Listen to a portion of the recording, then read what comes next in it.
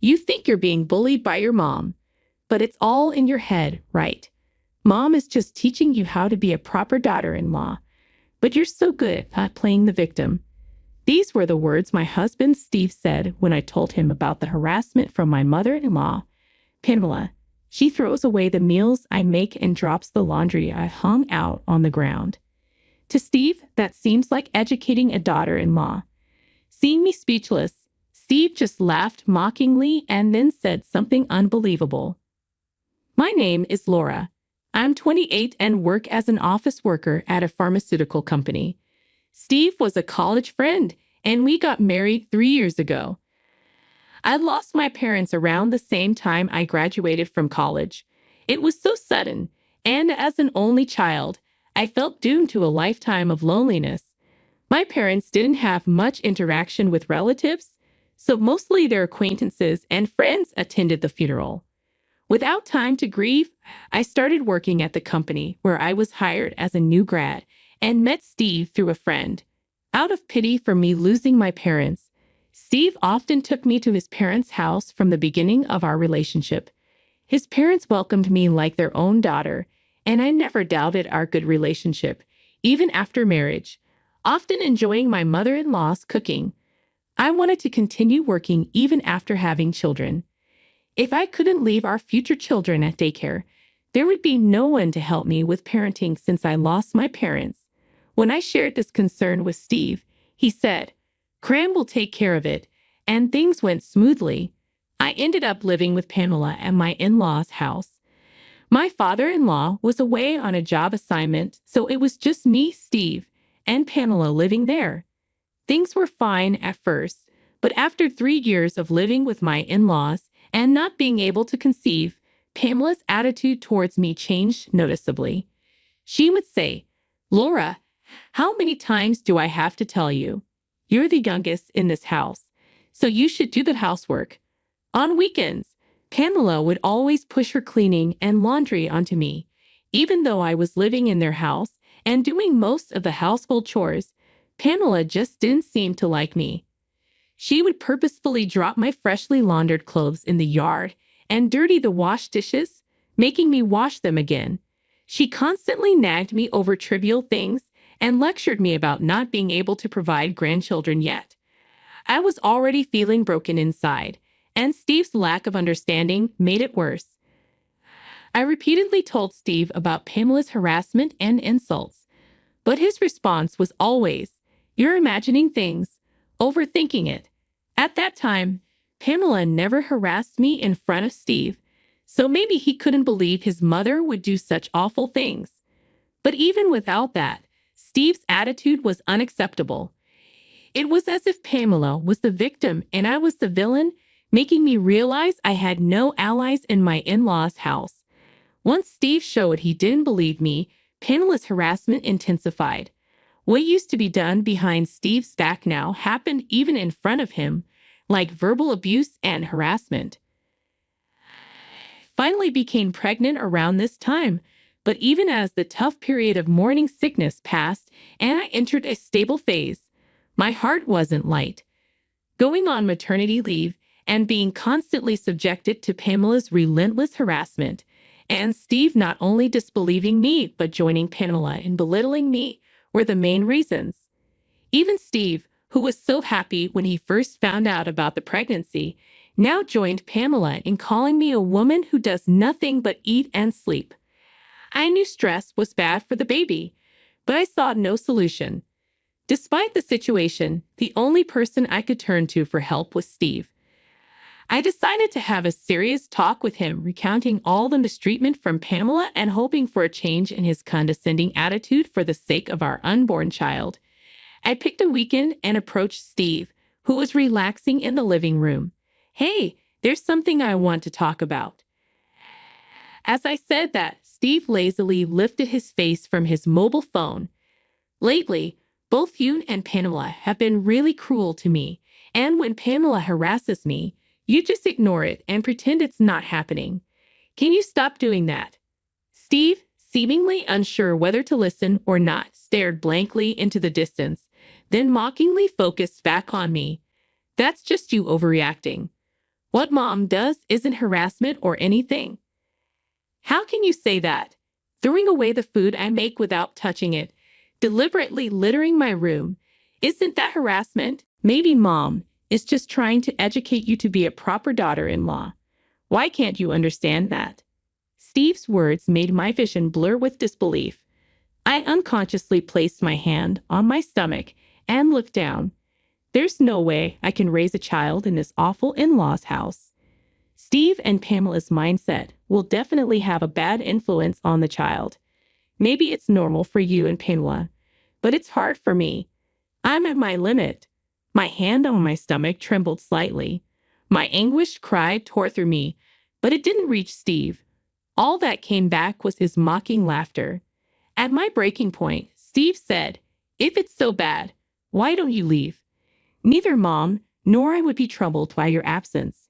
Steve's unexpected suggestion stopped my thoughts for a moment. But then I exclaimed, "Supporting my belly? What are you saying?" "I'm pregnant, you know." Steve looked at me as if to say, "So what?" and let out a dry laugh. "Huh, that's right. You have nowhere to go if you're kicked out. Poor thing, with no parents or a home to return to, you have no place to rely on." Steve's mocking voice echoed in my ears. I bit my lip and glared at Steve with anger in my eyes. "What's with that look?" Overwhelmed by my intense gaze, Steve looked slightly displeased. "I'm going back to my parents' home," I said. After a moment of silence, Steve burst out laughing. "Go back if you can. You'll probably end up sleeping on the streets, talking big about going back to your parents' home." As Steve's laughter continued, I pulled out a large Boston bag from the closet and started packing clothes and valuables.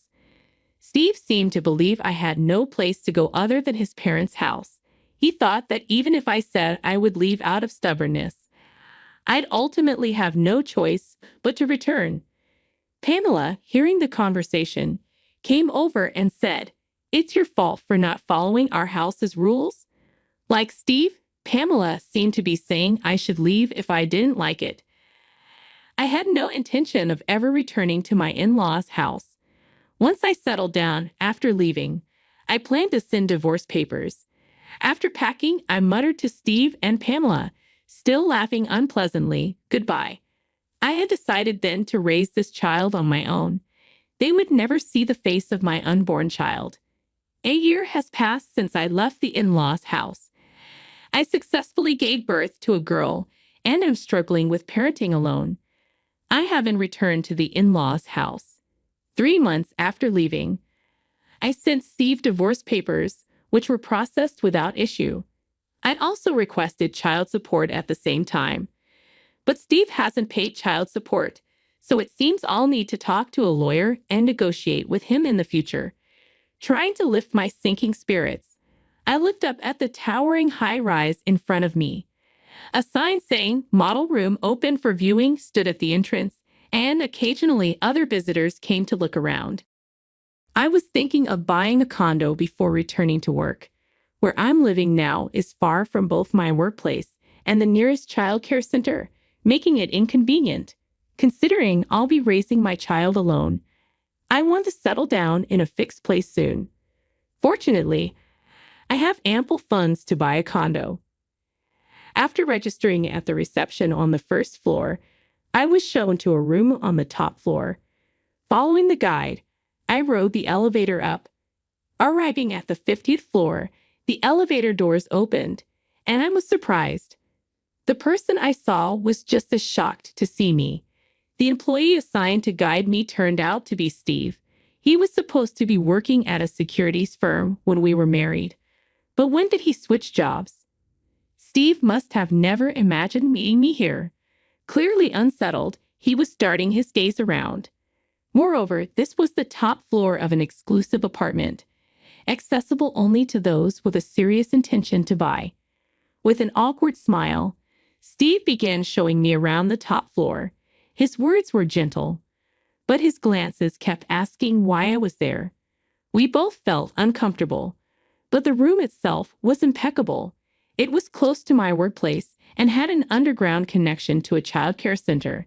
As expected of a luxury high-rise, it boasted a park in the courtyard and a 24-hour supermarket underground. An ideal environment where I could definitely raise my child on my own. "I think I'll take this apartment," I said. Steve was surprised at my decision. I had come prepared to sign a contract immediately if I found a suitable place. However, Steve didn't bring out the contract, no matter how long I waited. Just as I was about to question him, Steve's lips quivered. "There's no way." "What?" "A single mom going through a divorce can't afford the top floor of a high rise." Steve's face showed a mix of emotions. His expression, neither anger nor jealousy, seemed accusatory. "Did you catch some rich guy, or are you doing some unspeakable job?" I stepped back as he closed in. "No, I just sold my family home for a bit more than expected." "Your family home?" And then recounted the events of the past year. After leaving my in-laws, I moved back to my family home, which was in my name. Both my parents had passed, and the house was too large for me alone. The impressive water garden, a hobby of my father's, must have added to its value. Just before the baby was born, someone wanted to buy it, but that doesn't mean it would sell for enough to buy the top floor of a mansion, right? Steve's skepticism was understandable. The house was old and showing wear. I thought it would only cover living expenses for a while, but the buyer was a well-known, wealthy individual. He was more interested in the water garden than the house itself, offering 5 times the market value for it. I explained that the garden was a hobby, not professionally landscaped, and that I barely maintained it. However, the buyer liked the foundation and planned to have a gardener reshape it to his liking. His willingness to pay so much, even after seeing its current state, led me to sell the house. He even added a living allowance to the price as he felt bad for buying me out. This allowed me to live nearby in an apartment, focusing on childcare without financial worries. Hearing my story, Steve's eyes sparkled briefly, then his attitude changed, and he humbly apologized. "I'm sorry about what happened. Can we start over?" Confidence oozed from Steve's face as if he was sure I wouldn't refuse. But I didn't take his offered hand. "I can raise my child and live well without you. I have no desire to live with someone who looks down on others." At that moment, Steve's face turned to anger. His face reddened as he glared at me.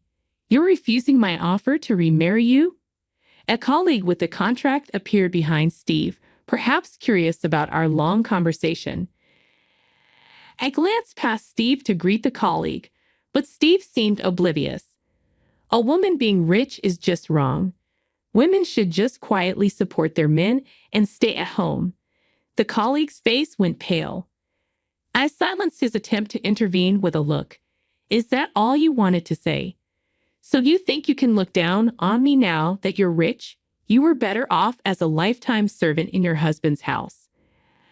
I sighed and turned to the employee standing frozen with a stack of contracts and documents. "I can't make a big purchase from a company that employs someone who talks like this." At my words, Steve finally turned around. The employee, realizing he was being addressed, rushed over and profusely apologized, almost scattering the documents in his haste. "I'm so sorry. My subordinate was incredibly rude to you." "Come on, you apologize too," urged by his boss. Steve seemed to finally grasp that things were going badly. He apologized repeatedly along with his boss. "Please stop," I commanded. The two hesitantly looked up. "I won't buy it anyway." "I'm sorry, I'll look at other apartments." Their expressions turned to despair at my words. "Wait, I take back everything I said. Just this contract. Do you really think I'd make a deal that benefits you after all you've said?" Steve looked defeated. The outcome was clear. It was a loss for Steve, who knew nothing but to look down on others, and the boss, who probably hoped that our being ex-spouses would smooth things over, hadn't stopped Steve's tirade.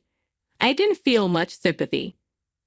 I liked everything about the apartment, its location, its layout.